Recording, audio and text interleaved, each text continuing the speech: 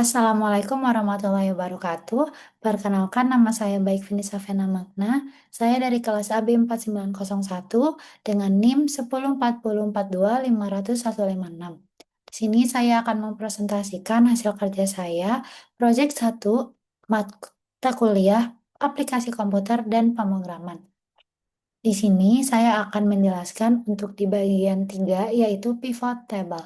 Di bagian 3 ini, di instruksinya, kita memilih dataset dengan format yang dapat dibaca, misalkan CSV dalam Microsoft Excel.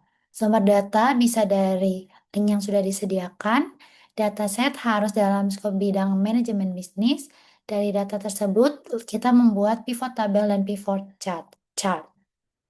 Jadi saya sudah memilih dengan 3 link tersebut, saya memilih di www.bps.go.id. Dari link tersebut yang saya pilih adalah ini, margin perdagangan dan pengangkutan MPP komoditas jagung menurut provinsi 2024.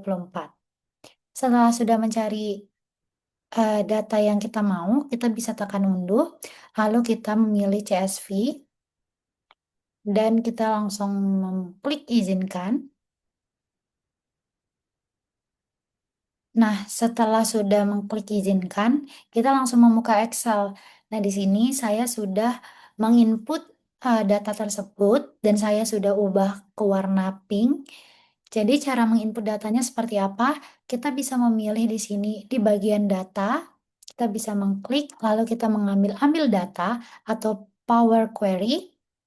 Kita memilih teks atau CSV dan kita memilih data yang telah kita download seperti itu. Nah, di sini ada tercantum, saya memilihnya margin perdagangan dan pengangkutan MPP komoditas jagung.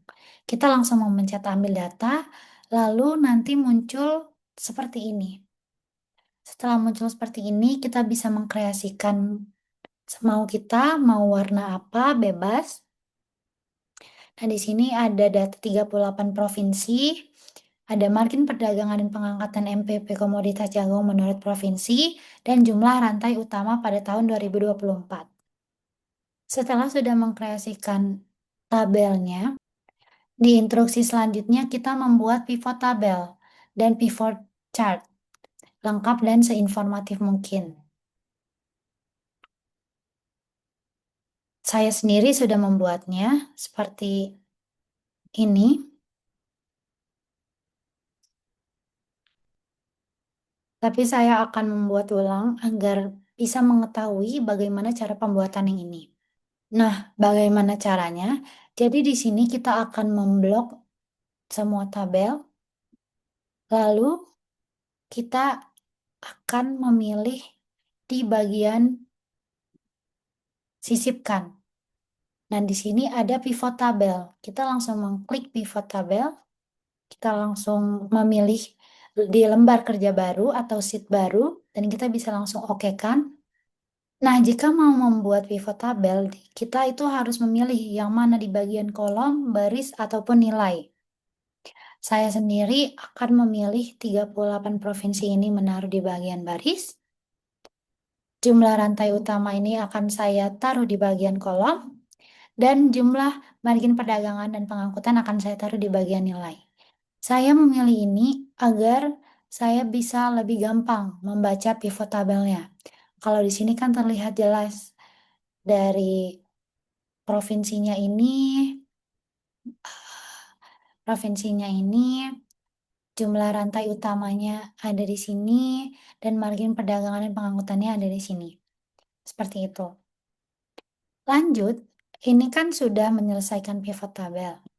Di instruksi selanjutnya, kita disuruh untuk membuat pivot chart. Bagaimana cara membuat pivot chart? Saya mempelajarinya dengan kita blok kembali bagian pivot tabelnya, lalu kita ke bagian sisipkan lagi. Lalu di sini ada untuk memilih pivot chartnya seperti apa. Saya memilih dengan rupa seperti ini. Kalau di bagian lembar kerja saya memilih yang seperti ini. Tapi di lembar kerja yang baru untuk mempresentasikan saya memilih seperti ini. Nah, di sini kita bisa mindahin supaya nggak menindih. Nah, di sini bisa terlihat jelas dan dari provinsi-provinsi tersebut emang semuanya itu pada di posisi satu, menginjak posisi satu. Jadi untuk grafiknya itu lurus semua di satu, seperti itu. Nah, untuk pembuatannya ini sudah selesai. Dan di sini saya akan deskripsikan insight bisnis atau manajemen apa yang bisa disimpulkan dari pivot table chart yang telah saya buat. Ini dari yang pivot table dan pivot chart ini. Jadi, data ini tuh menampilkan margin perdagangan dan pengangkutan MPP komoditas jagung di berbagai provinsi di Indonesia tahun 2024. Dan di sini dicantumkan juga jumlah rantai utamanya di tiap daerah. Pivot table dan grafik ini memperlihatkan sebaran provinsi berdasarkan jumlah rantai utamanya. Jadi ada 2, 3, 4, 5, dan seterusnya. Seperti itu. Dan sebagian besar dari pivot tabel ini terlihat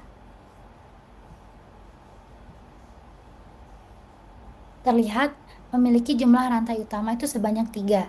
Artinya, struktur distribusi jagung di Indonesia itu didominasi oleh rantai pemasaran menengah atau 3 pelaku, seperti petani, pedagang pengumpul, pedagang besar, dan konsumen atau pabrikan, seperti itu. Tapi sebagian kecil provinsi kita memiliki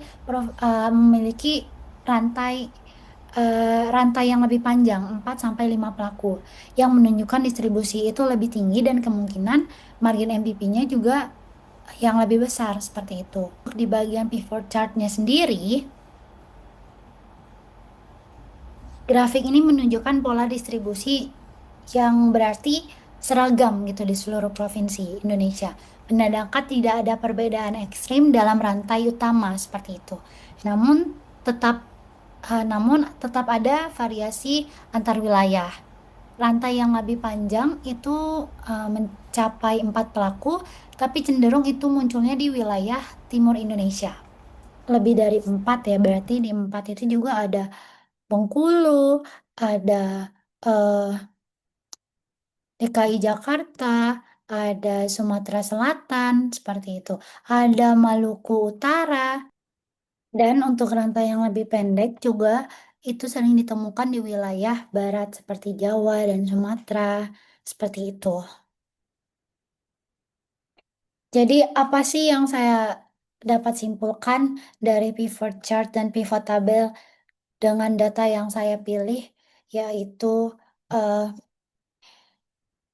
yaitu margin perdagangan dan pengangkutan MPBP komoditas jagung menurut provinsi. Jadi kesimpulannya adalah secara rantai utama jagung di Indonesia tahun 2024 itu menunjukkan dominasi rantai pemasaran 3 pelaku. Provinsi dengan rantai utama lebih panjang menghadapi biaya logistik lebih tinggi dan margin MPP yang lebih besar. Sedangkan rantai pendek itu menunjukkan potensi efisiensi dan keuntungan lebih baik bagi produsen. Seperti itu. Jadi, sekian dari saya. Assalamualaikum warahmatullahi wabarakatuh. Semoga dengan penjelasan saya sudah cukup jelas dan dan bisa dimengerti untuk ditonton. Terima kasih.